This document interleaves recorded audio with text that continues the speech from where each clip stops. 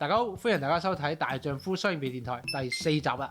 今日嘅時間咧係2025年嘅2月中啦，就過咗呢個農曆新年啱啱。咁即刻咧同大家睇下市場上有啲咩最新嘅工具資訊產品咧，即刻同大家速覽一下。好啦，咁首先同大家講咧就係呢個 EcoFlow 嘅大容量電源咧，時經咗大概3年度咧，終於有新嘅款式咧再出到嚟啦。我哋咧其實有同大家開箱實測過俾大家睇下嘅，大概都2-3年前啦，我哋攞晒啲機咧喺戶外咧拍過一個好長嘅影片俾大家啦。嗰陣咧喺個市場上，大家對呢啲產品嘅認識咧都未係好深嘅，到底點樣用啊，有啲咩方式啊，佢點樣取代傳統嘅一啲柴油發電機啊等等咧，都好多疑問嘅。咁啊經歷咗呢幾年啦，我哋買得多咗，同啲客傾得多咗咧，大家對呢一類型嘅產品咧掌握都多咗啦。咁所以咧我哋就直接嚟講下今次啲產品咧比舊一代有啲咩唔同。好啦，咁今次 EcoFlow 嘅大容量電源嘅第3代咧，其實機型咧係比2代少嘅，但出到嚟嘅機款啦，個款式數量咧係比2代多嘅。咁啊點解會咁咧？因為佢組咗唔同好多組合嘅變化，咁啊特別係 Viva 系列嘅。咁我同大家簡單解釋一下。咁我哋 Viva 3系列最簡單嘅基本入門啦 ，Viva 3，OK， 跟住咧就會有一部 Viva 3 Plus 嘅。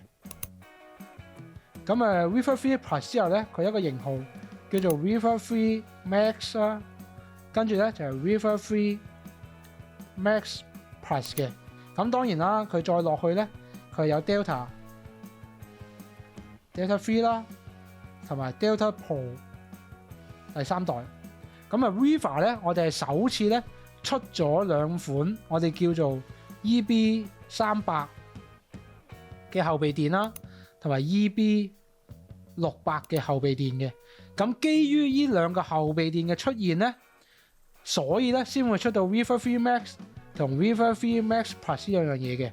因為機咧其實佢得 Viva 3啦，同埋 Viva 3 Plus 嘅。當你 Viva 3 Plus 加呢一嚿 EB300 嘅時候咧，佢就會組合咗成為呢一個 Viva 3 Max 嘅。當呢一部 Viva 3 Plus 加呢一個 EB600，佢就會變成呢一部 Viva 3 Max Plus 嘅。咁佢就係一個機加後備電嘅組合，變成唔同用量嘅電池啦。咁呢個組合方式有咩好處呢？一陣間同大家講下。好啦，咁啊睇產品咧，我哋先攞最入門嗰部 Viva 3俾大家睇下。咁咧隔離呢部咧就係 Viva 2嚟嘅。咁我哋對比一下嗰個唔同之處先。首先咧簡單易明㗎啦，一睇咧就知 Viva 3咧比起呢部咧細咗、縮咗嘅，輕咗少少嘅。咁咧就細部啲啦，收藏咧就更加方便。咁另外咧喺設計上面咧，你可以見到佢嗱，俾個 top shot 就睇到啦。以前咧叉電嗰啲位咧，舊嗰個版本咧係收咗喺後邊嘅，係啦，咁啊冇遮冇掩，咁你插火牛咁啊插翻呢部機電啦。咁呢家咧佢就擠咗喺呢一度側邊嘅，咁你有個蓋啦，咁面上咧就你唔需要用嘅時候咧可以咁樣收埋，咁啊少啲機會整爛啊、入水啊、入塵等等。咁啊成個外形結構上咧都有改變嘅。咁我睇一睇重點就睇 Viva 3 Plus 嘅變化型啦。好啦，咁啊手上呢一個咧就係 Viva 3 Plus 啦。咁啊外形設計上咧就首先一樣啦。頭先嗱俾個 top shot 大家睇到呢一度咧就有遮有掩嘅，有個蓋遮住個叉電位啦。咁同埋改進咗咧嗰啲三腳位咧就1、2喺前面啦，仲有一個喺後邊啦，前後你覺得邊邊係前邊邊係後得啦。咁啊一樣開 mon 啊等等啦。好啦，咁個變化型就係呢度啦。呢嚿咧係一嚿EB300 嘅電池。當你有需要用到多啲電量嘅時候咧，你就可以咁樣裝上去，成嚿攞出去咧，個容量咧就會升級噶啦。好啦，你話今日唔需要用到 Viva 3 Max 咁多電量，我出去想輕便啲咧，你個後備電嗰度一撳，呢度一拉咧，就可以成個拆翻出嚟。咁你呢個後備電可以喺屋企插住電先 ，in case 突然間要用。咁呢個咧你就可以攞出去用啦。好，以前咧大家買後備電，可能 Delta 系列嘅後備電咧，佢就咁一嚿電嘅啫，冇其他功用嘅。咁今次咧佢就好貼心，呢度加多個 USB Type C 位咧，你可以直接插啲電話啊、電腦啊嗰啲咧喺度插電用嘅。咁啊因應你嘅需要咧，你可以買嘅時候決定要個大啲嘅後備電源定係細啲嘅後備電源，決定你係 Viva 3 Max 啦定係 Viva 3 Max Plus 嘅。咁咧我覺得呢一個咧係今代係 Viva 系列咧最大嘅進步。咁啊，另外一啲功能啊，譬如靜音咗啊、Apps 嘅一啲改進咧，再詳細開箱咧，我哋留翻一個完整嘅大丈夫開箱實測，就做成個 EcoFlow 第3代系列嘅，俾大家睇下。好啦，咁我哋上兩集咧有同大家講過咧，我哋會參加個 Bosch 今年嘅經銷飯局入邊咧，會有啲新嘅產品俾大家睇下。咁咧，我哋就去咗啦，即刻睇一睇現場畫面先。咁啊，埋嚟望一望。咁咧有兩部新嘅油壓鑽咧，咁就會嚟香港噶啦。咁呢兩部咧都係 One Touch 版本，即係通用夾頭。咁咧呢一部咧將會 replace 我哋賣緊嘅 GBX185 replace 嗱呢一部。咁佢改咗，因為依家185咧係冇通用夾頭嘅，得187有。咁依家185都有咧，咁啊變相有多啲選擇。咁啊嚟緊呢部又再輕巧嘅，呢部咧就11X。咁咧就係佢最新出最輕巧嘅油壓鑽。咁你哋見到佢咧比起一啲專業版本咧再短咗啦、輕咗啦。咁佢亦都有通用夾頭版本嘅。咁啊變相你唔使帶兩支嘢，你有緊急嘅情況咧，你就一支油壓鑽、電鑽、木鐵石全部用晒，上埋螺絲。咁啊新嘅有咩咧？嗱講啲基本啲嘅先。呢部 GTR 18V215，咁啊215扭力嘅，咁啊亦都係 GTR， 亦都有扭緊自停，咁啊比較方便啦，抵玩。咁啊但係咧，最矚目就係呢部啦，等咗好耐，好多人問咗好耐，就係呢部 GTX 18V 285。咁咧285代表咩咧？285咧就代表扭力去到285，即係挨近300。咁啊扭力過完一樣嘢啦，第二樣嘢咧，因為舊嗰版本得200嘅啫。咁另外咧就係呢個通用夾頭啦。咁呢個4分頭，同埋佢呢度可以入6個批嘴嘅。咁啊即係一批兩用，咁咧就好受歡迎。咁呢個咧就係咁多牌子冇嘅，得波士有嘅啫。咁變相咧呢部 GTX 咧係好有賣點，即係等於 GDR 同 GDS 嘅入體。嗱呢啲咧就可能其他牌子嘅多，波士咧就少啦。咁咧最新翻嘅呢啲我哋要拉扳手，咁啊窄身短身，咁呢個係2分頭嘅，係啦。咁啊應該就69力 GRC，咁啊到時咧攞到嚟再同大家詳細開箱。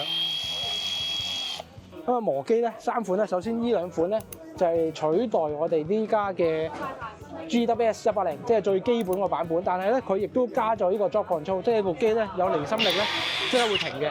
咁就比較安全，亦都會比較平價易入口。咁呢度咧有8同11兩個版本，8代表佢等於88W， 11千一火。咁啊視乎你需要嘅力度，可以揀翻啱你嘅版本。咁呢一部咧就 GWS 18V 15S。咁啊代表咩咧？就係一個又係平價咗嘅Bi-Turbo版本，佢將嗰個 C function 閹咗，咁變成一個價錢咧就落咗去。咁呢個嘢都係Bi-Turbo嘅機嚟嘅，咁啊 power 咧就有保證。咁啊上面咧就簡單講埋啦，呢部咧就 replace 咗部 GSA 18V Li， 即係最入門嗰部，可能都係有刷版本嘅老虎腳。係啦，咁啊呢部係新版，亦都係輕型嘅。你見到佢設計咧睇就知係輕型易處理嘅。咁啊，當然你最好就配埋佢哋嗰個 receive 梳杯啦，佢哋咁出名，係啦。咁呢啲大家都識㗎啦。咁啊呢度就簡單啦，呢度就如果大家有啲年資咧，就記得佢早幾年4、5、6年有一部 GSR 同 GSB 18V50嘅，咁其實已經飛收咗好耐㗎。咁呢兩部咧就 replace 版本，叫做 GSR 或者 GSB 18V65 MT。嗱，大家可能都會熟嘅 DT28啦。咁呢部係上年新出嘅 GIC， 咁啊423同527賣緊㗎啦。咁啊工業內窺鏡，咁啊大家都熟知。咁呢部咧其實上年年底出嘅，可能大家市場上咧唔係好知道。呢部咧係第一部用18V 電池推動嘅平水儀，咁啊連埋個磁吸夾架㗎啦。咁啊其實就比起嗰部 GL380咧，佢用咗呢個18V 嘅鋰電池咧就更加耐用。咁啊光度啊等等咧都有相應嘅提升，同埋有埋呢個架咧就好抵玩嘅。犀利啦！嗱呢部要講咗先，呢部咧 GAS 18V 12MC 係啦。咁啊之前咧有朋友問我哋嘅一段片，就係喺日本見到，咁啊香港幾時有？咁啊依家有真身睇啦。咁呢一部咧就會係去 M Class 對比起咧舊款 18V10咧係 L Class 係提升咗嘅。咁啊當然容量啊等等啊效率啦都提升，佢屬於Bi-Turbo嘅機。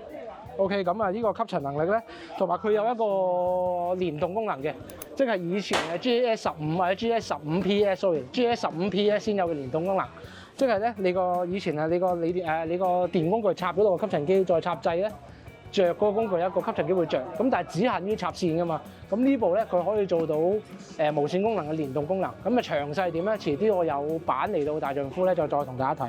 咁呢個咧就嚟到我首先即刻要睇嘅，因為燈咧。以往嘅 GLI 咧就係1200、2000、4000同埋1萬，咁但係呢啲塔燈咧係冇嘅。咁呢支塔燈咧就係冇記錯應該係7000流明。7500呢個7500係啊，7500流明。咁咧你可以配一個 BT250嘅腳架，即係2.5米嘅腳架咧，當一個塔燈用。咁咧就好光嘅。嗱，我試下開睇會唔會撐親人？哇，都好犀利嘅。你見咧係照亮晒成間房嘅，就算呢度咁光，咁啊熄翻佢先。嗱，最勁，好熄翻佢。埋尾咧就呢部吹風機會係新出，都係擺推保嘅。咁啊，當然啲效率有提升啦。咁但係咧，佢今次配備嘅嘴咧多咗呢啲扁形咧。咁嗰個吹風咧，佢變咗出咗出嚟咧，就會一個扁形咁樣出去咧。當你大規模吹一啲粉塵啊、落葉嘅時候咧，嗰個效果會更加明顯嘅。咁呢一部就等大家再日後有機會再上嚟睇啦。咁啊，跟住就泥巴剪油啦。呢部就鏈鋸啦，嗱唔方便攞我嚟啦，呢個比較危險嘅。咁啊鏈鋸咧就中意啦，有好多朋友問，因為原例入邊咧就一定有鏈鋸嘅。咁啊呢家都有賣。咁啊最後嘅呢部成個坦克車咁嘅剪草機，叫做 GRA18V 2246。咁咧佢入邊咧係要2嚿電推動嘅，係2嚿電推動嘅。咁到底最後係要2嚿拜推保嘅幾多點零係發揮到最佳效果咧？咁啊一陣間食飯啊問一問。或者有時間咧，再問下啲技術人員。咁咧初步咧就其實都一堆新嘢㗎啦。咁咧所以咧，但係我哋會比較快可以同大家開咧，就係嗰部廿轉。我諗會比較快嚟到喺各位 user 面前，又俾大家去試同睇嘅。咁同埋我自己比較憧憬就呢部 GTX，因為就俾人問咗好耐啦，好耐，真係好耐。咁呢部咧就扭力升 keep 翻兩用頭，咁啊價錢應該都進取咗嘅。咁啊到時同大家睇下啦。好啦，咁啊夠鐘開發。好啦，咁我哋翻嚟呢度咧，同大家概括一下成個經銷飯局，我哋睇到嗰啲新產品嘅一啲感想或者總結啦。咁其實咧，我嘅簡單總結咧就係今次博世呢一堆嘅新產品咧，我哋會話係一個非常易入去嘅價錢，但係咧佢嘅性能咧係保留咗一半啦，或者一啲好基本需要嘅進階專業基本機能去俾大家嘅。咁你見到台面嘅呢一堆機咧，點解我話價錢好易入口咧？連電連叉套裝嘅機咧，呢度大部分咧都係千頭嘅啫，可能有一部半部咧係接近千尾嘅價錢。咁如果有啲齋機咧係1000蚊樓下嘅，咁喺博世呢一個牌子嘅品質嘅情況下咧，呢個價錢咧就真係非常之吸引嘅。咁同埋我哋買嗰度有18個月保養。咁你話數咁多個產品咧，嗱先唔講油壓轉，先講下啲我自己私心比較中意嘅就係呢一部嘅。咁呢一部咧，如果有用開咧，又或者成日有時喺鋪頭同我傾偈嘅用家咧，都會知道呢一部機咧係好特別嘅，因為咧佢有一個專利頭，呢個專利頭嘅設計咧就係博世 Bosch 咧自己獨有嘅。咁佢咧係可以兼容一個4分啦，同埋我哋6個尾入嘅批嘴嘅。咁啊一支批咧就2用。咁啊其實有舊一代叫做 GTX 18V 200，咁佢嘅進步咧就因為以往俾人詬病啦，我可以裝4分 box，但係得200扭力。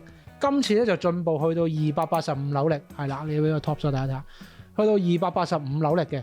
咁另外啦，佢亦都兼備咗3個檔啦，亦都有自停模式。咁呢啲進階基款嘅機能咧，佢都有嘅。價錢咧亦都非常易入口。咁另外咧有一部新嘅 GDR 18V215啦。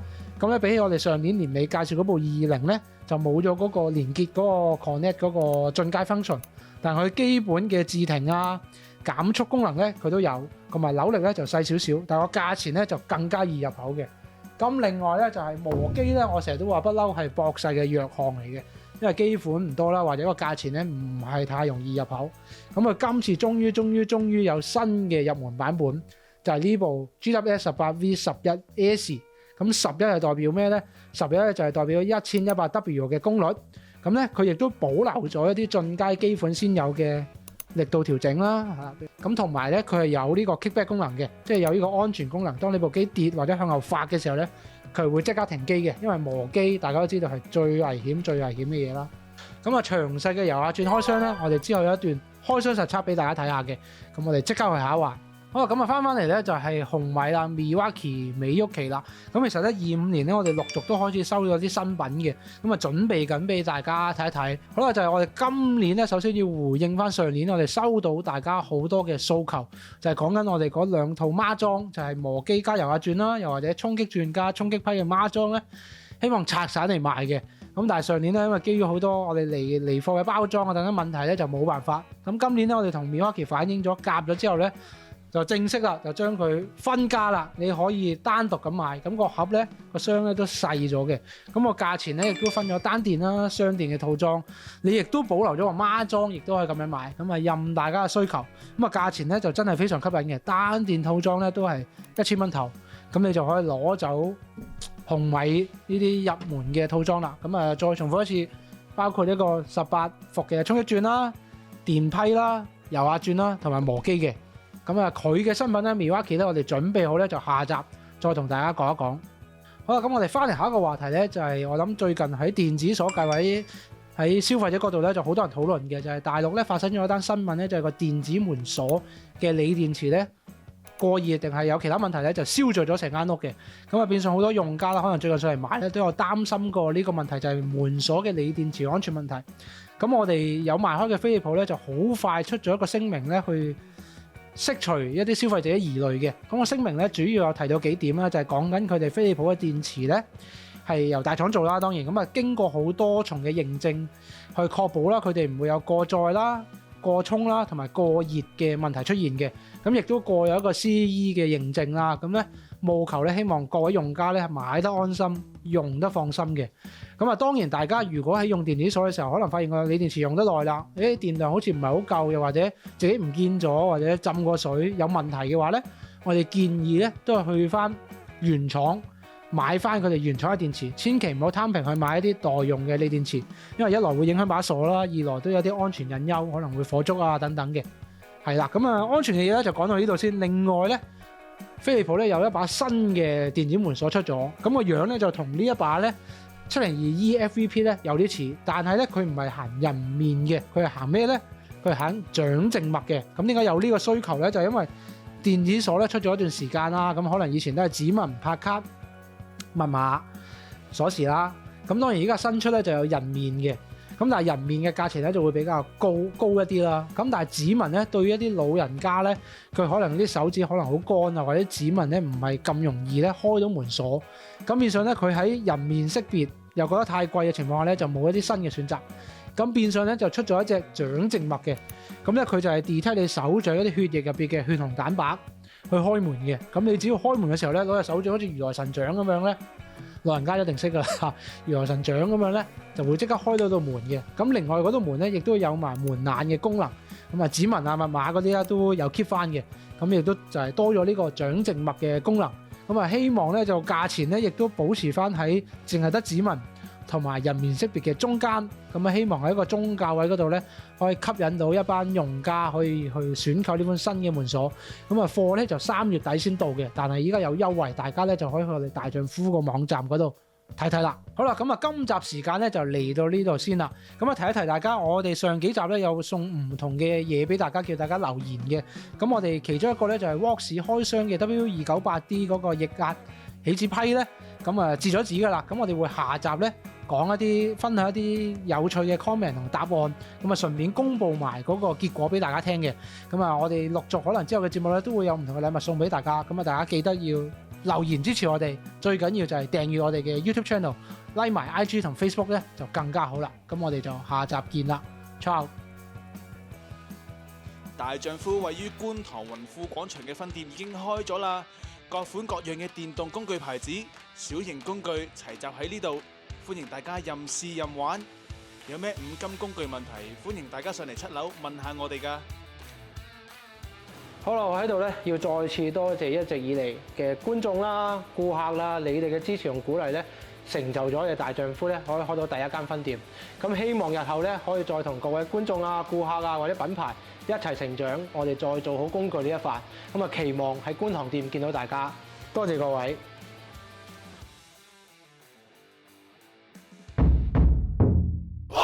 大丈夫，大丈夫。